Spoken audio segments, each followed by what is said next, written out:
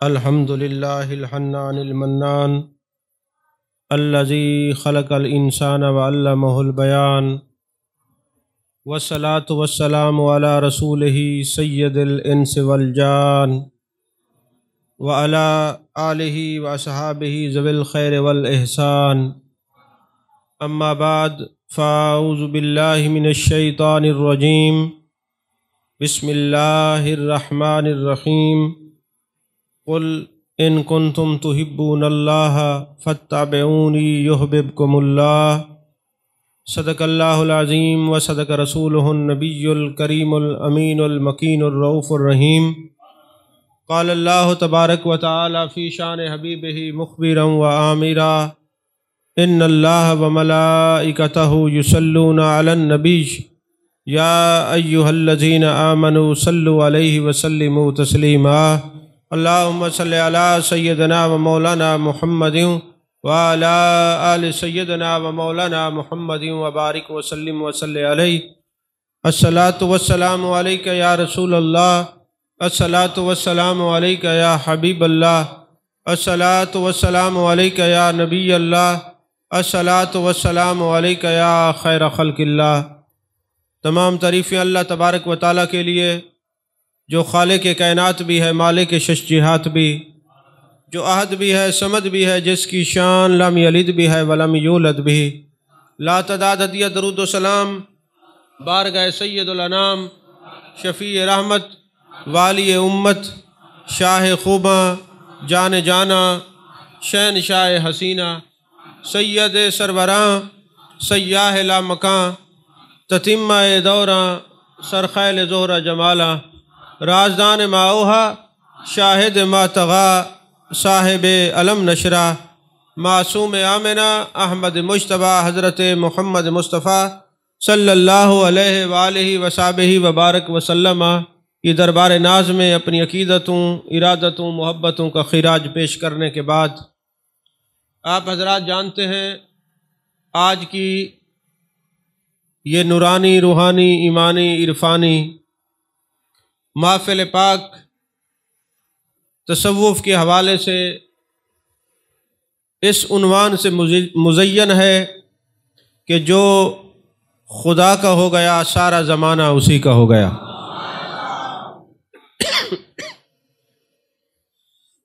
اللہ تعالیٰ نے قرآن مجید برہان رشید میں ارشاد فرمایا قل ان کنتم تحبون اللہ فاتبعونی یحببکم اللہ۔ محبوب ان سے فرما دیجئے اگر یہ اللہ سے محبت کے دعوے دار ہیں تو ان سے فرمائیے کہ میرے پیچھے پیچھے چلو تاکہ اللہ تمہیں اپنا محبوب بنا لے۔ دیکھیے میری طرف، کرسیاں آپ نے کبھی نہیں دیکھی، مجھے دیکھیے۔ قل ان کنتم تحبون اللہ فاتبعونی یحببکم اللہ۔ ایک قبیلہ ایسا تھا جو یہ کہتا تھا ہمیں اللہ سے بڑا پیار ہے، ہمیں نبی پاک صلی اللہ علیہ وسلم کی ضرورت نہیں ہے، ہمیں آقا کریم صلی اللہ علیہ وسلم کی ضرورت نہیں ہے، ہمارا ڈائریکٹ اللہ سے تعلق ہے۔ جب انہوں نے یہ بات کہی تو اللہ تبارک و تعالیٰ نے فوراً قرآن مجید برہان رشید میں ارشاد فرمایا قل ان کنتم تحبون اللہ فاتبعونی یحببکم اللہ۔ محبوب ان سے فرما دیجئے کہ اگر یہ دعویٰ کرتے ہمیں اللہ سے بڑی محبت ہے تو محبوب ان سے فرمائیے پھر میرے پیچھے چلو، میرے پیچھے چلو۔ یہ جو ڈائریکٹ کہتے ہیں نا ہمیں اللہ سے بڑا پیار ہے، ان کا پیار کوئی پیار نہیں۔ اگر یہ آپ کو چھوڑ کر میرے طرف آئیں گے تو پھر میں آپ کی طرف کر دوں گا ان کو۔ قل ان کنتم تحبون اللہ، محبوب ان سے فرما دیجئے کہ میرے پیچھے چلو، جب میرے پیچھے چلیں گے یحببکم اللہ، پھر اللہ تمہیں اپنا محبوب بنا لے گا۔ اب یہاں اس آیت کو سامنے رکھتے ہوئے ولایت کا جو دروازہ کھلتا ہوا نظر آتا ہے اس میں یہ ہے کہ کوئی لمبی داڑھی رکھ لے یہ نہ سمجھو یہ ولی ہے، یہ لمبے بال رکھ لے یہ نہ سمجھو یہ ولی ہے، 15-20 انگوٹھیاں پہن لے یہ نہ سمجھو ولی ہے، فرمایا اللہ اس کو محبوب بناتا ہے جو میرے مصطفیٰ کے پیچھے پیچھے چلتا ہے۔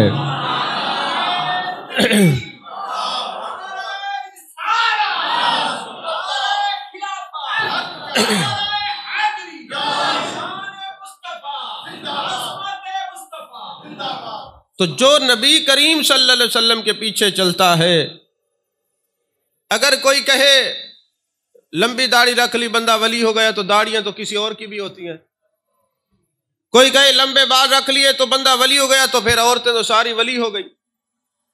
کوئی کہے جی 10 انگوٹھیاں پہن لیں ولی ہو گئے، یاد رکھیے فقہ کا اصول یہ ہے جو 1 سے زیادہ انگوٹھیاں پہنے اس کے پیچھے نماز نہیں ہوتی، تو جو 1 سے 2 انگوٹھیاں پہن لے اس کے پیچھے نماز نہیں ہوتی، تو پھر جو 5-10 پہن لے وہ بیعت کرنے کے لائق کیسے ہو سکتا ہے؟ مصلی بھی محبوب کا ہے، منبر بھی محبوب کا ہے، مسند بھی محبوب کی ہے، جو چیزیں دین سے جڑی ہوئی ہیں ان کا تعلق میرے مصطفیٰ کریم صلی اللہ علیہ وسلم کی ذات بابرکات سے ہے۔ اور پھر جو انگوٹھی پہنے اس کے اوپر نگینہ بھی ایک ہونا چاہیے، زیادہ نگینے بھی نہ ہوں تو نماز نہیں ہوتی، نہیں ہونے چاہیے۔ تو جب 1 سے زیادہ انگوٹھی پہننے والا امام نہیں ہو سکتا تو 1 سے زیادہ پہن کر لوگوں کو بیعت کیسے کر سکتا ہے؟ ایسے جو آلات سے پرہیز کرنا چاہیے۔ تو زیادہ یہ کنگن، یہ پہننا، یہ انگوٹھیاں پہننا اگر ولایت ہوتی تو یہ زیور پہننے والی عورتیں ولی ہوتی، اگر ہوا میں اڑنا ولایت ہوتی پرندے سارے ولی ہوتے۔ تو یہ ولایت کا جو دار و مدار ہے وہ اللہ نے کس چیز پہ رکھا ہے؟ اتباع مصطفیٰ صلی اللہ علیہ وسلم کے۔ اور کوئی ہوا میں اڑ کے آئے ولی نہیں ہو سکتا، جبہ کبہ دستار اور بہت کچھ اپنے رنگ بدل کے آئے تب بھی کچھ نہیں ہو سکتا، جس رنگ میں بھی ہو مگر اتباع مصطفیٰ پر ہو۔ فرمایا یحببکم اللہ، اللہ اس کو اپنا محبوب بنا لیتا ہے۔ اور جو صحابہ ہیں ان کی عظمتیں، جو جان کائنات کا دیدار کریں، جن کی نظر ہمہ وقت والضحیٰ کے چہرے پر ہو، واللیل کی زلفوں والے محبوب پر ہو، ما زاغ البصر وما طغیٰ کے کاجل والے آنکھوں والے محبوب پر ہو، ان سے بڑھ کر کون تابعدار ہو سکتا ہے؟ ان سے بڑھ کر کون محبوب کے پیچھے چلنے والا ہو سکتا ہے؟ صحابہ کی عظمتیں، اگر وہ زمین پر ٹاٹ کا لباس پہن لیں، صدیق اکبر ایسا لباس پہن لے تو عرش بری پر فرشتے بھی ویسا لباس پہن لیتے ہیں۔ اگر حضرت فاروق اعظم خیال کریں کہ فلاں معاملے میں قرآن اترنا چاہیے تو قرآن اترتا ہے۔ تو ارے میرے آقا کے صحابہ کا ذکر ایسے ہے کہ جو ایمان کو جلا بخشتا ہے۔ پھر تابعین کا ذکر ہے۔ اب میں جو اپنے اس درس تصوف کو شروع کرنے لگا ہوں وہ تبع تابعین سے ہے۔ سب سے پہلے جس ہستی کا ذکر کرنے لگا ہوں ان کا نام حضرت حبیب اجمی رحمۃ اللہ علیہ ہے۔ آپ جانتے ہیں حضرت حبیب اجمی کون ہیں؟ یہ حضرت خواجہ حسن بصری رحمۃ اللہ علیہ کے ہاتھ پر بیعت ہوئے اور پھر آپ کو درجہ ولایت نصیب ہوا۔ حضرت خواجہ حسن بصری کے خلیفہ میں سے آپ کا شمار ہوتا ہے۔ اور حضرت حبیب اجمی چونکہ عجم کے ہیں، لہجہ عربی نہیں رکھتے، کلام اس طرح قرآن مجید نہیں پڑھ سکتے جس طرح عربیوں کا لہجہ ہے۔ اجمی جتنا کوشش کریں پریکٹس کریں تو کمال پڑھ سکتے ہیں قرآن پاک، لیکن ایک بندہ جس کی زندگی مختلف اوقات اور مختلف کاموں میں گزری ہو اور پھر ایک ولی کی نگاہ سے وہ درجہ ولایت پر فیض ہو جائیں۔ حضرت خواجہ حسن بصری رحمۃ اللہ علیہ ایک دن اپنے مرید کے حجرے سے گزرے، آستانے سے گزرے، مغرب کی نماز کا وقت تھا، تو حضرت خواجہ حسن بصری نے ارادہ فرمایا کہ میں ان کے پیچھے نماز پڑھوں۔ اب خواجہ حسن بصری کون ہے؟ یہ حضرت مولا کائنات حضرت علی کرم اللہ وجہ الکریم کے شاگرد ہیں، اور ان کی جو والدہ تھی حضرت ام سلمہ رضی اللہ تعالیٰ عنہ، جو میرے محبوب کی زوجہ پاک مومنوں کی ماں ہیں، ان کی نکرانی تھی۔ اور جب کبھی حضرت خواجہ حسن بصری روتے تو ان کو چپ کرانے کے لیے حضرت ام سلمہ ان کو جو ہے نا مختلف چیزیں عطا فرماتی تھی تاکہ یہ خاموش ہو جائیں۔ یعنی جو ام المؤمنین کی گود میں پلے پڑے ہیں، جن کو گھٹی مولا علی نے دی ہے، جو مرید بھی مولا علی کے ہیں، شاگرد بھی مولا علی کے ہیں، اور خاندان نبوت میں یہ خدمت اور نوکری پر رہے ہیں، اس کا نام خواجہ حسن بصری ہے۔ تو حضرت خواجہ حسن بصری رحمۃ اللہ علیہ کے یہ مرید ہیں۔ اب ظاہر سی بات ہے جو خواجہ حسن بصری علم کے اتنے بڑے شہنشاہ ہیں اور مرید جو ہے ابھی نظر سے تازہ آیا ہے، تو اب عربی لہجے میں قرآن پڑھنا اس کے لیے اس طرح ممکن نہیں تھا کہ جس طرح دوسرے قرآن پڑھتے ہیں۔ اب یہ حضرت خواجہ حسن بصری رحمۃ اللہ علیہ پیر ہیں، حبیب اعجمی مرید ہیں، آستانہ مرید سے گزرے تو دل میں خیال آیا وقت کا، نماز کا وقت ہے، کیوں نہ مغرب کی نماز اپنے مرید کے پیچھے پڑھ لوں۔ یہ جو ملا داربا یدربو کی گردانوں میں گردان ہوئے پھرتے ہیں اور جو ہر ایک پر اعتراضات کرتے ہیں، وہ فلاں جی قرآن صحیح نہیں پڑھتا، فلاں ایسا ہے، فلاں ایسا ہے، یہ لفظوں کو جاننے والوں کو میں یہ درس تصوف میں تنبیہ کرنا چاہتا ہوں کہ سنیے حضرت داتا علی اجویری نے کشف المحجوب میں کیا لکھا ہے۔ حضرت خواجہ حسن بصری جاتے ہیں، حبیب اعجمی کا لہجہ درست نہیں ہے، قرآن کو صیغت تجوید کے ساتھ نہیں پڑھ رہے، نماز نہیں پڑھی، رات کو آتے ہیں، دیدار خداوندی ہوتا ہے، عرض کرتے ہیں میرے مالک تیری رضا کا طلبگار ہوں۔ فرمایا میری رضا تو اسی میں تھی کہ تو حبیب کے پیچھے نماز پڑھتا۔ توجہ نہیں فرمائی آپ نے؟ اگر تم حبیب اعجمی کے پیچھے نماز پڑھتے تو تمہیں میری رضا مل جاتی، کیونکہ تجھے اس کی صحت تلفظ پر نظر تھی اور تیرے رب کی صحت نیت پر نظر تھی۔ کیونکہ مومن کا جو عمل ہوتا ہے، نیت جو ہوتی ہے وہ عمل سے بہتر ہوتی ہے، یہ حدیث پاک ہے۔ تم تو صحت لفظ کو دیکھتے رہے اور تیرے رب کی نظر اس کی صحت نیت پر تھی۔ اے حسن بصری، اگر تو اس کے پیچھے نماز پڑھ لیتا تو تجھے تیرے رب کی رضا حاصل ہو جاتی۔ تو حضرت حبیب اعجمی فرماتے ہیں کہ ایک مرتبہ کوئی بندہ آپ کے پاس آیا اور کہنے لگا حضور مجھے یہ بتائیں کہ اللہ کی رضا کس چیز میں ہے؟ تو حضرت حبیب اعجمی نے فرمایا اللہ کی رضا اس دل کو فیض یاب کر سکتی ہے جس دل میں منافقت نہ ہو۔ یاد رکھیے، اب دیکھیں نا یہ جو رحمت ہے، بارش رحمت ہے کہ نہیں ہے؟ لیکن اس کے لیے جس کی چھت ہو، جس کی چھت نہیں ہے اس کے لیے یہ رحمت زحمت بن سکتی ہے۔ پانی پینے کے لیے ہو تو رحمت ہے، سیلاب کی صورت میں زحمت بن سکتا ہے۔ تو فرمایا یہ جو بارش ہے یہ رحمت ہے۔ جب رحمت برستی ہے نا تو وہ یہ نہیں دیکھتی کہ میں گندگی کے ڈھیر پہ برس رہی ہوں یا میں پھولوں کی نرسری کے اوپر برس رہی ہوں۔ رحمت کی نظر برسنے پر ہوتی ہے، کہاں برس رہی ہوں وہاں نہیں ہوتی۔ توجہ نہیں فرمائی آپ حضرات نے؟ جب یہ رحمت برستی ہے گندگی کے ڈھیر پر تعفن اور بیماریاں پھیلتی ہیں، اور جب یہ رحمت برستی ہے پھولوں پر خوشبو پھیلتی ہے۔ اس طرح اولیاء سے فیض یاب وہ ہوتے ہیں جن کے دل میں محبت کے پھول ہوتے، نفاق کے گندگی کے ڈھیر پہ رحمت برسے بھی صحیح تو وہ رحمت الٹا زحمت میں بدل جاتی ہے۔ تو پتہ چلا رحمت کو اور فیض کو موصول کرنے کے لیے پھول ہونے چاہیے محبت کے، نہ کہ گندگی کا ڈھیر ہو۔ گندگی کا ڈھیر کوئی بھی چلا جائے، عبداللہ بن ابی کی نسل کا کوئی بھی مدینے چلا جائے تب بھی وہ فیض یاب نہیں ہوتا، چے جائے کہ وہ شاہ رکن عالم کے پاس کیسے فیض یاب ہوگا۔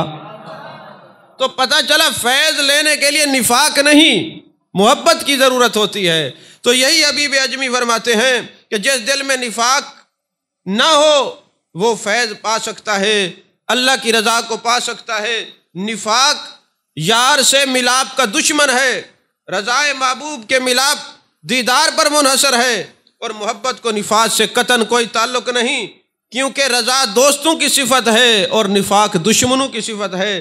لہٰذا جس دل میں نفاق ہوگا وہاں اللہ کی رضا نہیں آئے گی، جس دل میں محبت ہوگی وہ رضا کا پے کر انسان اللہ کے قرب اور اللہ کی رضا کو حاصل کر لے گا۔ اس کی ایک سادہ سی مثال میں اکثر دیا کرتا ہوں۔ بیت اللہ شریف کے اندر 360 بت تھے، محبوب کے قدم آئے بت نکلے، وہ عبادت گاہ بن گئی۔ اگرچہ وہ اللہ کا گھر شروع سے تھا، وہ بیت اول ہے، قرآن میں ثابت ہے، لیکن بت آ چکے تھے۔ یہ انسان جو ہے وہ اللہ کا راز ہے، لیکن اس میں غیبت کے، چغلی کے، حسد کے، شہوت کے، لالچ کے بت آ چکے ہیں۔ جب بیت اللہ سے بت نکلیں وہ عبادت گاہ بن جاتا ہے، جب اس بندے سے یہ بت نکلیں یہ زیارت گاہ بن جاتا ہے۔ جب تک جیتا ہے لوگ اس کی زیارت کرتے ہیں، جب دنیا سے چلا جاتا ہے قیامت تک زیارت ہوتی رہتی ہے۔ بس بت نکل جائیں تو پھر یہ زیارت گاہ بن جاتا ہے۔ عزیزان محترم، حضرت حبیب راعی کہتے ہیں چرواہے کو، یہ بکریاں چرایا کرتے ہیں۔ اچھا یہ بھی یاد رکھیے آج کا یہ میرا پورا جو درس ہے یہ کشف المحجوب شریف سے ہے، ہاں جی، کسی اور کتاب سے نہیں ہے، ایک ہی کتاب سے میں نے تیار کیا۔ جب ایک ہی کتاب سے سارا موضوع مل جائے تو پھر اور کتابیں پڑھنے کی کیا ضرورت ہے؟ تو حضرت حبیب راعی بکریاں چراتے ہیں۔ ایک شیخ نے سنا کہ حبیب راعی ہیں بکریاں چراتے ہیں، دل نے کہا چلتے ہیں جا کے زیارت کرتے ہیں۔ جب وہ شیخ وہاں پہنچے تو کیا دیکھتے ہیں کہ حبیب راعی کی بکریاں اور بھیڑیا اکٹھے چر رہے ہیں۔ اب بھیڑیا دشمن ہے بکریوں کا، جیسے آگ دشمن ہے پٹرول کی، پٹرول اور آگ دونوں ہوں اور آگ بھی جل رہی ہو، پٹرول کو نہ پکڑے حیرت تو ہوگی نا۔ تو اب بھیڑیا بھی ہو بکریوں میں مگر بکریوں کو کھائے نہ، حیرت تو ہوگی نا۔ تو شیخ جاتے ہیں اور جا کے سلام کرتے ہیں۔ تو حضرت حبیب راعی پوچھتے ہیں کیسے آنا ہوا؟ حضور آپ کی زیارت کے لیے آیا ہوں۔ فرمایا اللہ آپ کو جزائے خیر دے۔ کہا حضور ایک سوال کرنا چاہتا ہوں۔ فرمایا پوچھئے۔ کہا بات یہ ہے کہ آپ کی یہ بکریاں اور یہ بھیڑیے اکٹھے چر رہے ہیں، بھیڑیے بکریوں کو نقصان نہیں دیتے، وجہ کیا ہے؟ انہوں نے کہا جب سے میں اس کا فرما بردار ہو گیا ہوں زمانہ میرا فرما بردار ہو گیا ہے۔ جب سے میں اس کا فرما بردار ہوا ہوں زمانہ میرا فرما بردار ہو گیا ہے، زمانہ میرا فرما بردار ہو گیا ہے۔ کوئی توجہ نہیں فرمائی۔ پھر انہوں نے کہا حضور والا زمانہ آپ کا فرما بردار ہو گیا اس لیے کہ آپ اللہ کے فرما بردار ہو گئے۔ کہا جب سے میں نے اس سے صلح کی ہے یہ جانوروں نے بھی آپس میں صلح کر لی ہے۔ وہ ایک بندہ گیا نا ایک بزرگ کے پاس، جی مجھے اسم اعظم بتائیں۔ فرمان لگے تم اسم صغیر بتاؤ، اسم اعظم میں بتاتا ہوں۔ کہا جب معدہ حلال رزق سے پر ہوگا جو بھی ذکر کرو گے وہی اسم اعظم ہوتا ہے۔ اب فرمایا جب سے میں اس کا تابع ہوا ہوں یہ زمانہ میرا تابع ہو گیا۔ اور پھر کہنے لگے کچھ کھانا پینا چاہتے ہو حضور کھلا دیں۔ ایک ڈنڈا مارا پتھر کے اوپر، دو نہریں نکلتی ہیں، ایک دودھ کی اور ایک شہد کی۔ کہتے حضور والا یہ کیسے ملا؟ فرماتے بات دراصل یہ ہے کہ موسیٰ علیہ السلام کی جو قوم تھی وہ نافرمان تھی۔ نافرمان قوم نے جب سوال کیا تو موسیٰ علیہ السلام نے عصا مارا، چشمے پھوٹے کہ نہ پھوٹے؟ قرآن گواہ ہے۔ کہا جی ہاں جی پھوٹے۔ کہا جب موسیٰ علیہ السلام کی برکت سے نافرمان قوم کے لیے چشمے پھوٹ سکتے ہیں، میرا نبی تو امام الانبیاء ہے، سید الانبیاء ہے، تو موسیٰ علیہ السلام سے میرے نبی اعلیٰ، سب سے اولیٰ و اعلیٰ ہمارے نبی، سب سے بالا و اعلیٰ ہمارا نبی تو اعلیٰ ہے۔ تو اگر نافرمان امت ہو اور نبی موجود ہو تو تب چشمہ پھوٹ سکتا ہے، اگر نبی بھی اعلیٰ ہو اور فرما بردار امتی ہو تو پھر پتھر سے شہد اور دودھ کیوں نہیں نکل سکتے؟ توجہ ہے آپ کی؟ تو فرمایا یہ اتباع مصطفیٰ صلی اللہ علیہ وسلم کی وجہ سے، کیونکہ اللہ نے قرآن میں فرمایا قل ان کنتم تحبون اللہ فاتبعونی یحببکم اللہ، کہ اگر کوئی یہ چاہتا ہے دعویٰ کرتا ہے مجھے اللہ سے بڑا پیار ہے تو محبوب تیرے پیچھے چلیں، میں پھر ان کو اپنا محبوب بنا لوں گا۔ اچھا آپ مجھے ایک بات بتائیں، اگر کوئی آپ کا محبوب ہو آپ ہر کوشش کریں گے نا کہ وہ جو محبوب کہے آپ مانیں؟ اور بولو تو صحیح یار، آج میں لگتا ہے تقریر تم لوگوں سے کرواؤں۔ مجھے یہ بتائیں کہ جو آپ کا محبوب ہو آپ ناراضگی سے ڈرتے ہیں؟ جو محبوب کو کہتے ہیں، جو محبوب آپ کو کہتا ہے آپ کرتے ہیں نا؟ تو آپ اپنے محبوب کی بات کو موڑتے نہیں، اور اللہ فرماتا ہے یحببکم اللہ، پیچھے تم میرے مصطفیٰ کے چلو، تمہیں اپنا محبوب بنا لوں گا، خود محب بن جاؤں گا، تم مانگتے جاؤ گے میں دیتا جاؤں گا، تم کہتے جاؤ گے میں مانتا جاؤں گا۔ تو یحببکم اللہ فرمایا ایک دفعہ تم رسول اللہ صلی اللہ علیہ وسلم کے پیچھے چل کے دیکھو، پھر اللہ تمہیں اپنا محبوب کیسے بناتا ہے، تم جو کہو گے وہ مان لے گا، کیونکہ تمہیں اس نے محبوب بنایا ہے، اور محبوبیت چھپی ہوئی ہے محبوب کے دامن میں۔ محبوب کو چھوڑ کر تو محبوب نہیں مغضوب تو ہو سکتے ہو، محبوب تبھی ہوگا جب محبوب کے قدمین پہ چلا جائے گا۔ عزیزان محترم، نوجوان جو بیٹھے ہیں ان کے لیے ایک خاص بات کہنے لگا ہوں۔ حضرت عبداللہ بن مبارک رحمۃ اللہ علیہ، جن کو امیر المومنین فی الحدیث کہا جاتا ہے، ہم لوگ نا بہت جلدی کسی سے متاثر ہو جاتے ہیں اور بہت جلدی کسی سے باغی ہو جاتے ہیں، فتویٰ لگا دیتے ہیں۔ ایک بات یاد رکھنا چاہیے، ہر ولی کا کوئی ماضی ہوتا ہے، ہر گناہ گار کا کوئی مستقبل ہوتا ہے۔ خدا بننے کی ضرورت نہیں ہے، کون جنتی ہے کون جہنمی ہے کون کہاں جائے گا یہ اس کا معاملہ ہے، تمہارا نہیں ہے۔ کون ولی ہے کون نہیں ہے یہ اس کا معاملہ ہے۔ کسی کو ولایت میں نہ تم داخل کر سکتے نہ خارج کر سکتے، تم تو ہو ہی کچھ نہیں۔ سمجھ آ رہی ہے کہ نہیں آ رہی؟ تمہاری تو حشر یہ ہے کہ کوئی بھول کے بایاں جوتا پہن لے تو تم ولایت سے خارج کر دیتے ہو۔ تم نے ولایت اپنے اوپر رکھی ہوئی ہے، جبکہ ولایت مصطفیٰ کریم صلی اللہ علیہ وسلم کی تابعداری میں چھپی ہوئی ہے۔ جو جتنا میرے آقا کا تابعدار ہے اتنا اللہ کا وفادار ہے، اللہ کے قریب ہے۔ تو حضور والا اب حضرت عبداللہ بن مبارک امیر المومنین فی الحدیث ہیں۔ آپ لوگ جس طرح واٹس ایپ کے اوپر لوگوں نے معشوقیں بنائی ہوئی ہیں تو ان کی بھی ایک بن گئی۔ ابھی امیر المومنین فی الحدیث نہیں بنے۔ آج کے اس نوجوان کو یہ سمجھانا مشکل نہیں ہے کہ حضرت امام اعظم ساری رات قرآن پڑھتے تھے۔ آج کے اس نوجوان کو سمجھانا مشکل نہیں ہے کہ حضرت غوث پاک ساری رات عشاء کی وضو سے صبح کی نماز پڑھتے تھے۔ اگر آپ یہ سوال کریں گے کہ جناب وہ جو عبادات کرتے تھے تھکتے نہیں تھے، تو میں کہوں گا آپ جو ساری رات واٹس ایپ پہ میسج کرتے ہیں تھکتے ہیں؟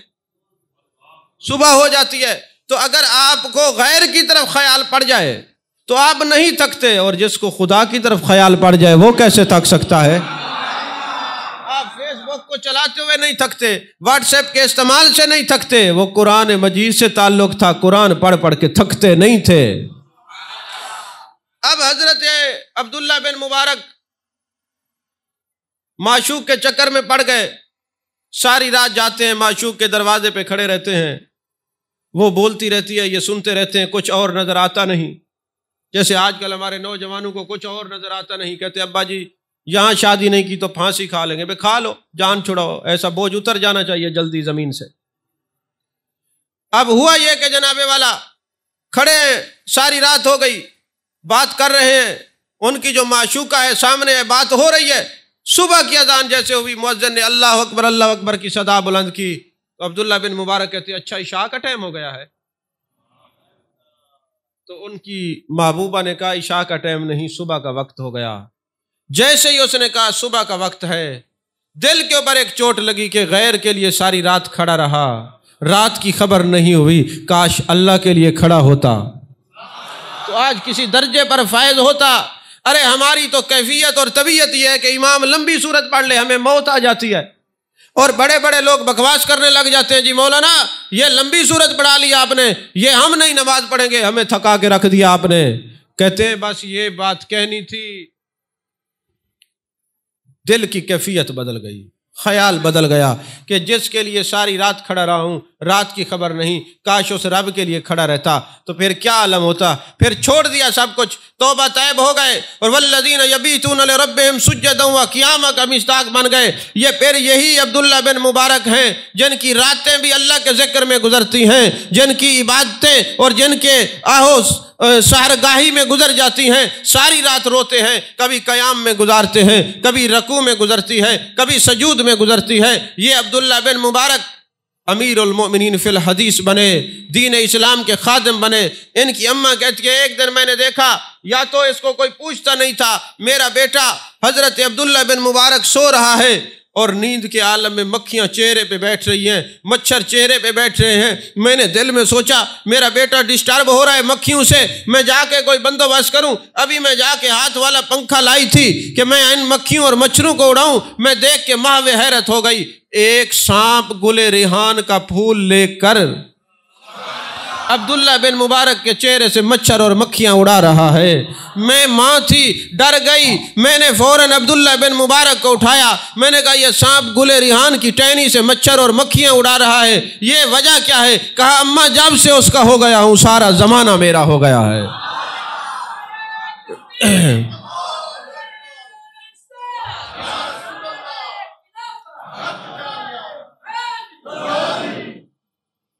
توجہ نہیں فرمائی آپ حضرت.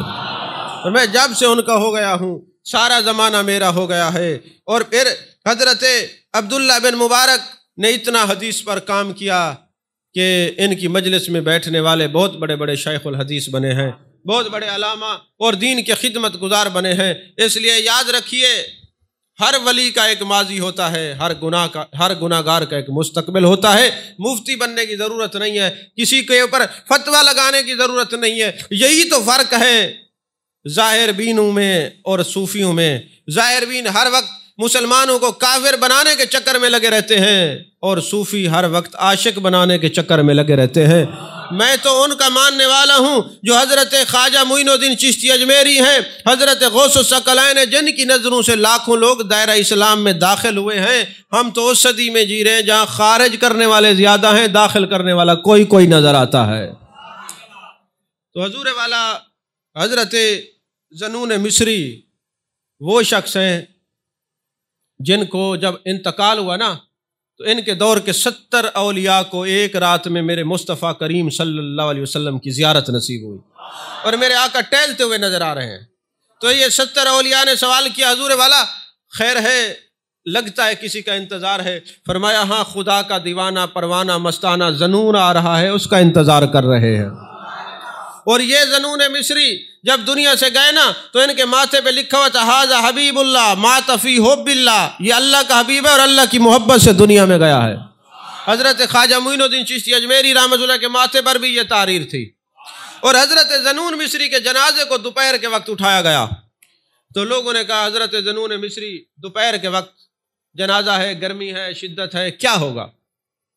تو ایک دیوانے نے کہا اللہ کا ولی ہے، جب ولیوں کے جنازے اٹھتے ہیں نا تو عرش والے بھی محو حیرت ہوتے ہیں.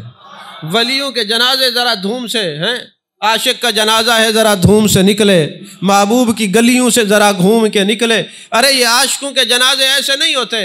عاشقوں کے جنازے پھر جنازے بھی دیکھنے کے ہوتے ہیں، جنازے والا تو دیکھنے کا ہوتا ہی ہے، لیکن عاشقوں کے وہ ایسا عاشق کہ جس کا انتظار میرے محبوب فرما رہے ہیں، وہ 70 اولیاء دیکھ رہے ہیں، محبوب انتظار فرما رہے ہیں. اب دیکھیں جن کا انتظار محبوب کر رہے ہوں وہ جانے والا کیسا ہوگا. تو ابھی ایک بندے نے کہا دھوپ ہے، گرمی ہے، جنازہ اٹھائیں گے تو گرمی میں اٹھائیں گے. تو کسی نے کہا عاشق کا جنازہ ہے، عاشق کے جنازے کا انتظام خود کر دیتا ہے مالک.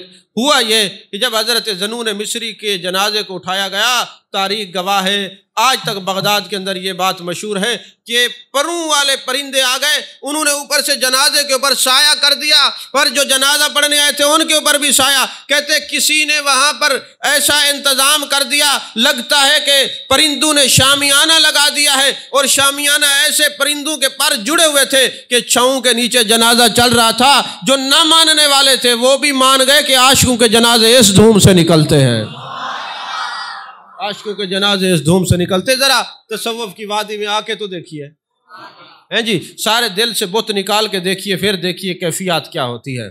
تو یہ حضرت ذنون مصری محبوب کے لاڈلے ایسے ہیں کہ عید الفطر چاند رات ہوتی ہے نا، چاند نظر آتا ہے، جیسے ہی چاند نظر آتا ہے تو آپ اپنے آپ کو کہتے ہیں ذنون. ایک بات یاد رکھیے، صوفی جب تبلیغ کرتا ہے وہ پہلے اپنے آپ سے تبلیغ کرتا ہے. کسی نے حضرت مولانا منظور احمد فیضی رحمۃ اللہ علیہ سے سوال کیا، حضرت آپ سر بھی نہیں لگاتے اور آرام سے بات کرتے ہیں، اور آپ کے جو الفاظ ہیں نا وہ دل کو بڑے چھوتے ہیں، اور 3 گھنٹے آپ بولتے ہیں، دل کرتے ہیں آپ بولتے رہیں، ہم سنتے رہیں، اور آپ کا انداز بڑا سادہ تھا، نیٹ کے اوپر آپ کی تقاریر موجود ہیں، آپ سن سکتے ہیں، بڑے آرام سے بولتے تھے. تو بندے نے سوال کیا، حضرت یہ کیا وجہ ہے کہ آپ اتنا آرام سے بولتے ہیں؟ چلے بندے کی آواز ہو، سر ہو، تال ہو، کوئی سوزی ہوں، کوئی ہیلپر ہوں، ہیں جی، تو کوئی انداز گفتگو اچھا ہو سر کے ساتھ تو واجد آتا ہے، لیکن آپ جملے آہستہ آہستہ بولتے ہیں اور سادگی سے بولتے ہیں اور دل پہ اثر کرتا ہے. اس تبلیغ کے اس اثر کا راز کیا ہے؟ اب چونکہ سائل جو تھا وہ سوال کرنے والا سریکی تھا، اب آپ کا یہ تقیہ کلام تھا، آپ نا کسی کو بیٹا کہتے تو کہتے ابا. اب انہوں نے فیضی صاحب قبلہ رحمت نے جواب کیا دیا؟ انہوں نے کہ ابا اساں پہلے اپنے آپ کو تبلیغ کریں دوں وال لوگوں کو تبلیغ کریں دوں، یعنی پہلے ہم اپنے آپ کو تبلیغ کرتے پھر لوگوں کو کرتے ہیں. جو پہلے اپنے آپ کو تبلیغ کر کے پھر لوگوں کو تبلیغ کرتے ہیں وہ کیفیات اور ہوتی ہیں. اللہ تعالی ہمیں لوگوں کی، ہم تو سٹیجوں پہ دیکھتے ہیں، اللہ ان لوگوں کی خلوتوں سے بچائے، بندہ مومن ہی نہیں رہتا جو حالات ہیں. تو بہرحال یہ وہ لوگ تھے جن کی خلوت جلوت ایک تھی، جو محفل میں تھے وہ تنہائی میں تھے، جو خلوت میں تھے وہی جلوت میں تھے. تو بہرحال اب یہ حضرت ذنون مصری اپنے آپ کو خطاب کر رہے ہیں، اور خطاب چاند رات ہے. اب آپ دیکھیں آپ چاند رات میں کیا خطاب اپنے آپ سے کرتے ہیں، اور ذنون کیا کریں. ذنون کہتے ہیں اے ذنون، صبح چاند رات ہے، عید الفطر ہوگی، نماز پڑھیں گے، بڑے بڑے کھانے کھائیں گے اور لذیذ کھانے، اور میں کئی سال ہو گئے میں نے گوشت نہیں کھایا، پھل نہیں کھائے، کچھ نہیں کھایا. ہاں ایک صورت میں کل تجھے لذیذ کھانا کھلا سکتا ہوں، اگر تو 2 رکعت میں پورا قرآن ختم کرے تو. یہ وہ ذنون مصری ہے، 2 رکعت میں پورا قرآن ختم کرے.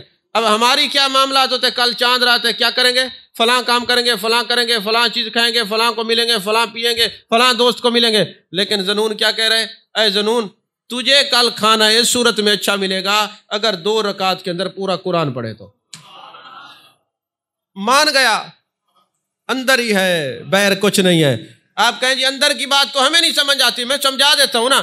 کبھی نماز کا وقت ہو، آپ کو 2 خیال آئیں گے، ایک کہے گا نہ پڑھو، ایک کہے گا پڑھ لو. جو کہے گا نہ پڑھو وہ خطرہ شیطانی ہے، جو کہے گا پڑھو یہ خطرہ رحمانی ہے. اب آپ نے دیکھنا ہے چلنا کس کے پیچھے ہے. یہ نہ کہو کہ ہم سے بولتا نہیں، وہ بولتا ہے، ذرا دیکھو تو صحیح نا، اپنے من کے مندر میں ڈوب کر پا جا سراغ زندگی. ذرا ڈوبو تو صحیح نا، وہ ہوتی ہے کلام ہے نا. میرے آقا علیہ الصلوۃ والسلام نے، اللہ فرماتا ہے حدیث قدسی ہے، یہ انسان میرا راز ہے، میں اس کا راز ہوں. الانسان سری وانا سرہ، یہ میرا راز ہے، میں اس کا راز ہوں. تو یہ راز ہے، وہ بولتا ہے اپنے راز کے ساتھ. وفی انفسکم افلا تبصرون وہو معکم اینما کنتم، تو دیکھو تو صحیح نا. نحن اقرب الیہ من حبل الورید، وہ قریب ہے.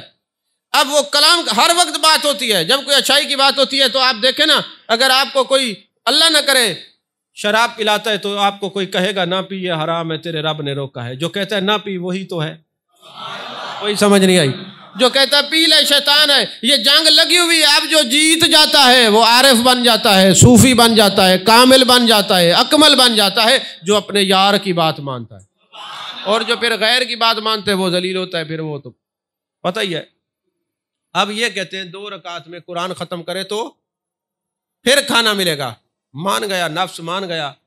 اب رات کو پوری رات جناب کھڑے ہیں، الحمد سے لے کر والناس تک قرآن پاک کی تلاوت کرتے ہیں.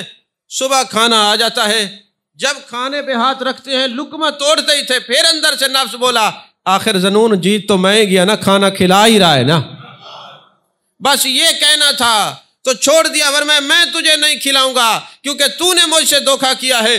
تجھے میں اپنے اوپر سوار نہیں کروں گا کیونکہ اللہ نے فرمایا بندے ایک قدم ہے مجھ تک آنے کا، نفس پہ خواہشات پہ قدم رکھ کے میرے پاس آ جا. ایک قدم تیرا خواہشات نفس پہ ہوگا، دوسرا قدم تو اپنے رب تک پہنچ جائے گا. ذرا جلد کوشش تو کرنا، کوشش تو کر. اب ہوا یہ کہ حضرت ذنون نے کھانا چھوڑ دیا. تھوڑی دیر گزری، دروازے پر دستک ہوئی. جب دروازے پہ دستک ہوئی، دروازہ کھولا، ایک بندہ نا ایک طباخ کھانے کا لے کے کھڑا ہے اور کہنے لگا جناب والا میرا نام یہ ہے، گھر میں لذیذ کھانا پکا تھا، ابھی میں گھر میں سو گیا، مجھے جانے کائنات، جانے عالم مصطفیٰ جانے رحمت صلی اللہ علیہ وسلم کا دیدار ہوا. میرے آقا نے فرمایا تو چاہتا ہے کہ میں تو اس سے راضی ہو جاؤں، تیری شفاعت کروں؟ میں نے کہا جی میں تو چاہتا ہوں. فرمایا پھر کھانا لے جا، میرے ذنون کو کھلا، وہ کھانا کھا لیں گے، میں تو اس سے راضی ہو جاؤں گا. اور جاؤ میرے ذنون کو پیغام دو تیرا نبی کہتا ہے یار کوئی بات نہیں، کھا لے. واہ واہ، میں ہوش و حواس اپنے اس بات پہ کھو بیٹھا، ہنس کر جو کہا تم نے آیا میرا دیوانہ. تو حضرت ذنون مصری کھانا کھاتے ہیں اور کہتے ہیں یا رسول اللہ آپ کھلائیں. کون ہوتا ہے جو نہ کھائے؟ جس کو رسول کھلائے اس کو اللہ کھلاتے. محبوب میں کیسے بات آپ کی نہ مانوں؟ آپ کھلائیں تو کون نہیں کھائے گا؟ ہم تو نفس کی بات نہیں مانتے، ہم تو تابعداری آپ کی کرتے ہیں تاکہ اللہ کے محبوب بن جائے. اب یہ فرنٹ والوں کو سب کو آنے لگے نیند، اور جب آتی ہے نیند میری تقریر ختم. پھر وہی جملہ کہتا ہوں سوئے ہوئے کو سلام جائز نہیں، تقریر کرنا کیسے جائز؟ اس لیے اپنے ہمسایوں کے حقوق کا خیال کریں، جو سو رہا ہو اس کو جگا دیں کہ جاگ جاؤ. عزیزان محترم، یہ حضرت ذنون مصری بیٹھے ہوئے ہیں دریائے دجلہ کے کنارے، دریائے نیل کے کنارے، دریائے نیل کے کنارے بیٹھے ہوئے ہیں، مریدین 2-4 ساتھ ہیں، اور چمچے ساتھ ہوں اور کان نہ بھرے ہو نہیں سکتا، اصول ہے۔ اب ہوا یہ کہ جناب سامنے دیکھا کشتی کے اندر نہ کچھ لوگ شور کرتے ہوئے اور ڈھول بجاتے ہوئے گانے گاتے ہوئے آ رہے ہیں، تو ایک بندے نے ساتھ کا حضور دیکھا یہ ان کو شرم نہیں آتی، دریائے نیل میں کشتی میں آ رہے ہیں، اور دعا کریں یہ یہیں غرق ہو جائیں۔ آپ نے فرمایا دعا کرنی ہے کہ یہ غرق ہو جائیں؟ جی حضور والا، ہاتھ اٹھائے، یا اللہ جس طرح یہ دنیا میں خوش ہیں ان کو جنت میں بھی اسی طرح کی خوشی عطا فرما۔ بس یہ دعا کرنی تھی، یہ دعا تھی کہ کیفیت بدل گئی، اور جب وہ سامنے آئے تو قدموں میں گر گئے، اور حضور ہم توبہ طائب ہوتے ہیں۔ آپ نے فرمایا تم نے کہا تھا بد دعا دو، ہم نے دعا کیا دی؟ اے اللہ جس طرح یہ خوش ہیں ان کو آخرت میں جنت میں خوشی عطا فرما، اور یہ تبھی ہو سکتی تھی جب یہ توبہ کرتے، اللہ ان سے خوش ہوتا تو جنت میں دائمی خوشی نصیب ہوتی۔ اب آپ نے فرمایا میں نے بد دعا کیوں نہیں دی؟ اس لیے کہ جس نبی کا میں کلمہ پڑھتا ہوں انہوں نے طائف کے بازار میں پتھر کھا کر بھی دعائیں دی تھی، یہ تو خود لگے نافرمانی میں، مجھے تو پتھر نہیں مارے۔ اب اخلاق مصطفی صلی اللہ علیہ وسلم کیا ہے کہ ہم نے دعا دینی ہے، اور ولی کہتے اس کو ہیں جو امت مصطفیٰ کی بھلائی کے لیے کام کرے۔ عزیزان محترم، یہ جو صوفی ہوتا ہے نا، ہر اس چیز سے محبت کرتا ہے جو اللہ کے قریب کر دے۔ آپ نے میرے جملے کی قدر نہیں کی بشیرہ۔ صوفی وہ ہوتا ہے ہر اس چیز کی قدر کرتا ہے جو اللہ کے قریب کر دے۔ ہم اولیاء کی قدر کیوں کرتے ہیں کہ ان کے دامن میں ہمیں وہ اسرار ملتے ہیں، رموز ملتے ہیں جو اللہ کے قرب تک پہنچنے کے لیے ذریعہ اور وسیلہ ثابت ہوتے ہیں۔ لیکن ایک بزرگ جن کو داتا صاحب نے لکھا، جن کا نام شقیق بلخی ہے، بعض اس کو شفیق بھی کہتے ہیں لیکن یہ شقیق بلخی ہے، یہ حضرت شقیق بلخی اللہ کے ولی ہیں۔ کسی نے پوچھا حضور والا آپ کا مرشد کون ہے جو آپ کو اس طرف لے آیا؟ آپ تو سچے مرشد سے بدظن ہو جاتے ہیں۔ شقیق بلخی کا مرشد دیکھیے، فرماتے ہوا یہ کہ بلخ کے اندر نہ قحط سالی ہو گئی، لوگ بھوکے مرنے لگ گئے، حتیٰ کہ مرے ہوئے حرام جانوروں کو کھانے لگ گئے، حتیٰ کہ ایک دوسرے کو بھی کھانے لگ گئے، یہ عالم ہو گیا۔ اور میں بلخ کے بازار میں گیا تو میں نے دیکھا ایک نوجوان ناچ رہا ہے، کود رہا ہے۔ میں نے پوچھا وہ نوجوان یہاں لوگ بھوک سے مر رہے ہیں، حرام کھا رہے ہیں، اور تو ناچ رہا ہے؟ اس نے کہا مجھے کاہے کی فکر ہوگی؟ کوئی سمجھ نہیں آئی۔ میرا جو مالک ہے وہ پورے گاؤں کا مالک ہے، اور میرا دانا پانی اس کے ذمہ ہے۔ فلاں جو چودھری صاحب ہے میں اس کا ملازم ہوں، اس کا نمائندہ ہوں، اس کا نوکر ہوں۔ جب وہ پورے گاؤں کا مالک ہے، گندم مجھے وہ دیتا ہے، چاہے سارا جہان بھوکا مر جائے، مجھے کسی سے کیا غرض ہو سکتی ہے؟ حضرت شقیق بلخی کہتے ہیں میں نے خود کو کہا شقیق ایک گاؤں کے چودھری کا ملازم ہو تو اس کو کسی کی فکر نہیں، اور تیرا مالک وہ ہے جو پوری کائنات کا مالک ہے، تجھے کس کی فکر ہو سکتی ہے؟ فرمایا دل میں چوٹ لگنے کی دیر تھی، اب ہر وقت اسی کو پاتا ہوں، اسی کو دیکھتا ہوں، اسی کی طرف چلتا ہوں۔ کہا حضور آپ کا مرشد کون ہے؟ فرمایا وہی نوجوان ہے جو بازار میں ناچ رہا تھا، وہ سبب بنا ہے مجھے اللہ تک پہنچانے کا۔ نہیں توجہ فرمائی آپ، وہ سبب بنا ہے مجھے اللہ تک پہنچانے کا۔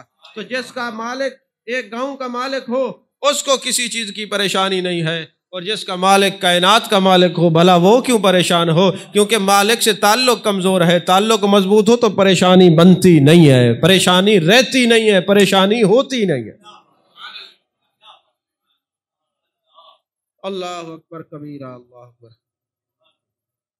ایک علامہ صاحب آئے اگلے دن، انہوں نے کہا آپ کے آستانے کا حسن یہ ہے کہ یہاں چھوٹے چھوٹے بچے نہیں آتے، ڈسٹربنس نہیں ہوتی۔ جس دن سے اس نے کہا اس دن سے ڈسٹربنس شروع ہو گئی۔ میں نے کہا یار تیری زبان ہی کالی ہے، کیا کہوں میں؟ عزیزان محترم، حضرت ابو سلیمان بن عبد الرحمن درانی رحمت اللہ علیہ کی بات کرنے لگا ہوں۔ فرماتے ہیں کہ ان کی مجلس میں ایک احمد بن الخارزمی آیا، ایک شخص تھا احمد نام کا آیا تو اب دیکھیں صوفی کی بات کچھ اور ہوتی ہے، شاید آپ میں سے کئی لوگ اس بات کو نہ سمجھ سکے۔ بندہ آیا تو کہنے لگا حضور والا ایک رات میں کھڑا تھا، جیسے ہمارے پاس کوئی مصیبت سے کوئی خواب دیکھ لینا، مصیبت پہ ہم آ جاتے ہیں، فوراً فون آ جاتے ہیں ہم نے خواب دیکھا ہے، میسج آ جاتے ہیں ہم نے خواب دیکھا ہے، تو ایک خواب ہمیں نہیں جینے دیتے۔ تو یہ بھی ان کی مجلس میں بھی ایک بندہ گیا اور کہنے لگا حضرت ایک بات کرنی تھی۔ آپ نے فرمایا کرو۔ کہتے جی رات میں خلوت میں نماز پڑھ رہا تھا، بڑا مزہ آیا۔ فرمایا کیا کہا؟ رات میں خلوت میں نماز پڑھ رہا تھا، بڑا مزہ آیا۔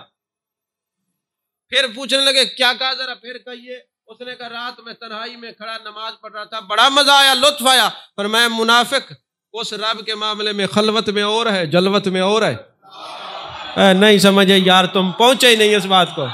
کہا رب کے معاملے میں تو خلوت میں اور ہے، جلوت میں اور ہے۔ اگر رب سے تعلق پختہ ہو تو اگر یہ بازار میں بھی بیٹھا ہوگا تب بھی اس کے ذکر میں ہوگا۔ تو جب بازار میں بیٹھ کر اس کے ذکر سے یہ معمور اور سرشار رہتا ہے، جس کی خلوت سنتے تھے کہ یار کا گھر عرش بری ہے، جب دیکھا نہ مکاں ہے نہ مکی ہے، مازاق کا سرما ہے، آنکھیں بھی کھلی ہیں، بیٹھا ہے بازار میں مگر پردہ نشی ہے۔ تو فرمایا منافق ہو، تنہائی میں تجھے ذوق عبادت آتا ہے اور محفل میں جماعت میں تجھے ذوق نہیں رہتا، یہ تو منافقوں کی علامت ہوتی ہے۔ وہ تو خوش ہو کے کہہ رہا تھا نا کہ یہ کہیں گے یہ بڑا عارف ہے، بڑا عالم ہے، صوفی ہے، عاشق ہے، میں ایسی بات کروں گا نا کہ جناب والا میں جب خلوت میں مصلی پہ کھڑا ہوتا ہوں میرا تو کیفیت ہی اور ہوتی ہے۔ مجھے ایک بندہ کہنے لگا جی مجھے جی فلاں بزرگ کی روز زیارت ہوتی ہے۔ میں نے کہا میرا کیا قصور ہے اس میں، ہوتی ہے تو کرتے رہو۔ میں نے پوچھا مطلب خواب تم دیکھتے ہو، مصیبت میں ہم آ جاتے ہیں۔ کوئی سمجھ نہیں آئی آپ؟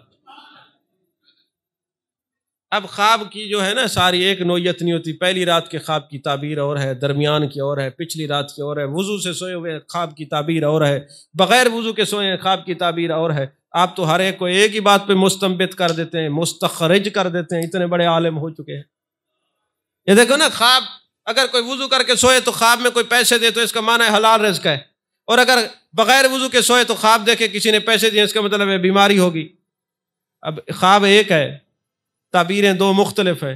کہا ایک شریعت کی تابع داری میں سوئے تھے، تعبیر اور ہے، ایک نفس کی تابع داری میں سوئے ہو، تعبیر اور ہے۔ اور کشکول کلیمی کے اندر بڑی خوبصورت بات لکھی ہوئی ہے۔ انہوں نے فرمایا بات دراصل یہ ہے، محبوب نے فرمایا حدیث ہے، اللہ فرماتے آنا جلیس من ذکرانی، جب کوئی میرا ذکر کرتا ہے میں اس کا ہم نشین ہوتا ہوں۔ توجہ نہیں فرمائی؟ جب کوئی میرا ذکر کرتا ہے میں اس کا ہم نشین ہوتا ہوں، اور جب کسی غیر کا ذکر کرتا ہے وہ اپنے نفس کا ہم نشین ہوتا ہے۔ تو کہا تم کوشش کیا کرو زیادہ سے زیادہ اللہ کے ہم نشین رہا کرو۔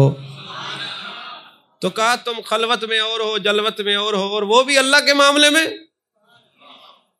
اب اس کی فقیری تو لگ گئی کھاتے ہیں، وہ جو بتانا چاہتا تھا وہ تو ختم ہو گیا۔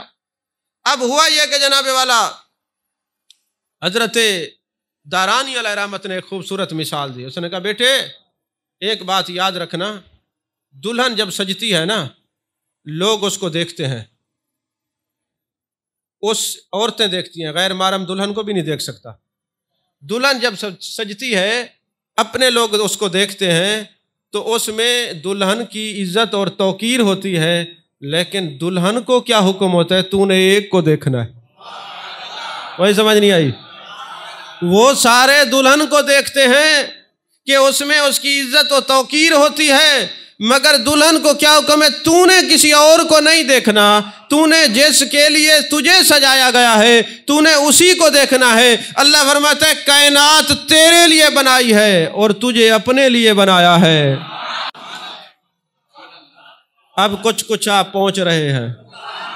فرمایا کائنات تیرے لیے بنائی ہے اور تمہیں اپنے لیے بنایا ہے۔ اب جس طرح دلہن سجتی ہے سب اس کو دیکھتے ہیں، اس میں اس کی عزت و توقیر کا پہلو ہے، لیکن دلہن کے لیے یہ ضروری ہے کہ وہ کسی اور کو نہ دیکھے، جس کے لیے بنی ہے، جس کے لیے سجی ہے، یہ صرف اس کو دیکھے گی۔ کہا جو میرا ولی ہوتا ہے سارے اس کو دیکھتے ہیں، کیونکہ میرے پیار نے اس درجے پہ پہنچا دیا ہے، ان الذین آمنوا وعملوا الصالحات سیجعل لهم الرحمن ودا، اس کی محبت ہم نے دلوں میں بٹھا دی، یہ سارے اس کو پیار سے دیکھیں گے، یہ مجھے دیکھے گا، کیونکہ یہ سب ان کے لیے ہیں اور یہ میرے لیے ہے۔ فرمایا انا جلیس من ذکرنی، جو میرا ذکر کرتا ہے میرا ہم نشین ہوتا ہے، جو کسی اور کا ذکر کرتا ہے نفس کا ہم نشین ہوتا ہے۔ تو اللہ کے ہم نشین بن کے رہا کرو۔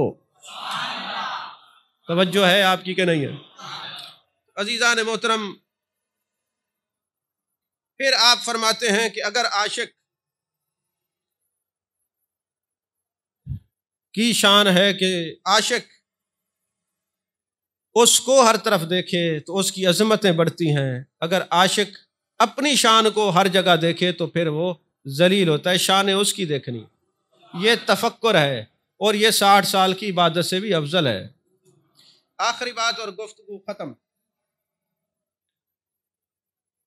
ایک حضرت ابراہیم دکی علیہ رحمت ہے، وہ ملنے گئے حضرت مسلم مغربی کو، وہ مغرب کے رہنے والے تھے، بہت اللہ کے ولی تھے۔ اور یہ جو حضرت ابراہیم دکی تھے یہ عالم بہت بڑے تھے، اکثر درویشوں کے پاس علماء آتے جاتے رہتے ہیں، اللہ کرے عالم آتے جاتے رہے، عالم آتے جاتے رہے، جو عالم ہے۔ ہاں جی، عالم کی بھی 2 قسمیں، علماء سو اور علماء ربانی۔ اور عالم سو وہ ہوتا ہے جو غیر کے لیے علم حاصل کرے، غیر میں پیٹ بھی آ سکتا ہے، کچھ بھی آ سکتا ہے، تقریر کروں گا پیسے آئیں گے، وہ آئیں گے۔ چلو میں سادہ ترجمہ کرتا ہوں، عالم سو وہ ہے جو قائد اعظم کے لیے عالم بنے، اور عالم ربانی وہ ہے جو رسول اعظم کے لیے عالم بنے۔ توجہ ہے کہ نہیں ہے؟ اب جس کی تقریر کے میں قائد اعظم پر نظر ہو وہ عالم سو ہے، اور جس کی تقریر کے دوران رسول اعظم پر نظر ہو۔ اچھا آپ کہیں گے کہ جی رسول اعظم پہ کیسے نظر پڑ سکتی ہے؟ یہ بھی ایک میں امام شرانی اور امام اسقلانی اور امام بدر الدین عینی اور چند عاشقوں کی طرف سے ایک اشارہ دیتا ہوں، اللہ کرے آپ کو سمجھ آ جائے۔ فرماتے بات پتہ کیا ہے؟ بات یہ ہے کہ میرے آقا نے فرمایا من زارنی بعد وفاتی فکأنما زارنی فی حیاتی، جس نے میرے وصال کے بعد میری زیارت کی گویا اس نے میری زندگی میں میری زیارت کی۔ اچھا، پیچھے جتنے فقہا ہیں، علماء ہیں، اصفیاء ہیں، اذکیاء ہیں، نقباء ہیں، نوجباء ہیں، سب نے یہ لکھا ہے کہ جب تمہیں در رسول صلی اللہ علیہ وسلم کی حاضری نصیب ہونا تو یہ نہیں کہنا میں حضور کے روضے پہ جا رہا ہوں، یہ کہنا میں حضور کے پاس جا رہا ہوں۔ کیا کہنا ہے؟ میں حضور کے پاس جا رہا ہوں۔ اگر آج آپ کو مقام حضوری نہیں آتا تو گلہ نہ کرنا، میں ایک نکتہ علماء کی زبانی، اشاق کی زبانی بتا رہا ہوں۔ اب فرمایا کوئی یہ نہ کہے میں حضور کی قبر پہ جا رہا ہوں، حضور کے روضے پہ جا رہا ہوں، کیا کہے میں حضور کے پاس جا رہا ہوں۔ اے عبد الرحمن شمہودی، اے علامہ بدر الدین عینی، اے یوسف بن اسماعیل نبانی، اتنا بڑا قدغن لگا دیا۔ ہم جب جاتے ہیں تو ہمیں تو روزہ نظر آتا ہے۔ فرمایا سنو، وہ روزہ نبی کے لیے ہے، وہ قبر نبی کے لیے ہے، تم اپنے نبی کے پاس گئے ہو تو حضور والا کیا کریں؟ فرمایا یہ قبر اور روزے کا لفظ وہ استعمال فرمائیں کیونکہ یہ ان کے لیے ہے، تمہارے لیے تو نبی ہیں۔ تو کہا جہاں بھی تمہیں قبر انور نظر آئے گویا تم رسول کو دیکھ رہے ہو، روزہ انور نظر آئے گویا تم رسول کو دیکھ رہے ہو۔ اور علامہ یوسف بن اسماعیل نبانی اور امداد اللہ مہاجر مکی جیسے لوگ کہتے ہیں جو جہاں بیٹھ کر سرکار کے روزے کا تصور کر لے اور سلام پڑھنا شروع کر دے گویا وہ سرکار کو دیکھ دیکھ کر درود اور سلام پڑھ رہا ہے، کیونکہ قبر کا لفظ وہ استعمال کریں، تم نے تو حضور کے پاس جانا ہے۔ توجہ نہیں فرمائی آپ نے؟ تو اب جو تقریر کرے قائد اعظم کے لیے وہ علماء سو میں سے ہے، اور جو تقریر کرے رسول اعظم کے لیے وہ علماء ربانیین میں سے ہے۔ اب یہ جناب والا ابراہیم دکی یہ مسلم مغربی کی زیارت کے لیے چلے گئے، عالم تو تھے لیکن ابھی یہ صرف ناو کی گردان میں گردان تھے، نکلے نہیں تھے، ہر ایک کی غلطیاں نکالنے میں لگے رہتے تھے۔ جب یہ پہنچے ابراہیم دکی مسلم مغربی کے پاس، وہ مغرب کی نماز پڑھ رہے تھے، صیحت تلفظ درست نہیں تھا، تجوید پڑھے ہوئے نہیں تھے۔ ابراہیم دکی نے دل میں کہا، نماز توڑ دی، استغفر اللہ، اس کے پیچھے نماز پڑھ لی۔ جن کے تلفظ ہی اچھے نہیں ہیں، تجوید آتی نہیں ہے، اتنی دور سے چل کے آیا، ولی سمجھ کے آیا ہوں، قرآن تو صحیح پڑھنا آتا نہیں، یہ ولی کیسے ہو سکتے ہیں؟ فوراً ہی ولایت سے خارج کر دیا اور سائڈ پہ جا کے بیٹھ گئے۔ اور رات کے کئی پہر ہوئے، پچھلی رات ہوئی، کہا دریائے دجلہ پہ جاتا ہوں، وضو کرتا ہوں، تہجد کی نماز پڑھتا ہوں۔ دریائے دجلہ کے کنارے تہجد کی نماز پڑھ رہے تھے، ایک شیر آیا، پھر دوسرا شیر آیا۔ کسی نے کسی سے پوچھا شیر آ جائے تو نماز توڑ دی جائے یا جاری رکھی جائے؟ اس نے کہا وضو بچ جائے تو جاری رکھ سکتے ہیں۔ کوئی سمجھ نہیں ہے تو کہا جب ادھر سے بھی شیر آیا دھاڑا، ادھر سے بھی شیر آیا دھاڑا۔ اب شیروں کی جب آواز آئی تو پھر ابراہیم دکی کی آواز غائب ہو گئی، اور حضرت مسلم مغربی اپنے حجرے سے نکلے اور شیروں کو مخاطب کر کے کہتے ہیں او اللہ کے کتو، تمہیں کہا نہیں تھا میرے مہمانوں کو کچھ نہ کہا کرو؟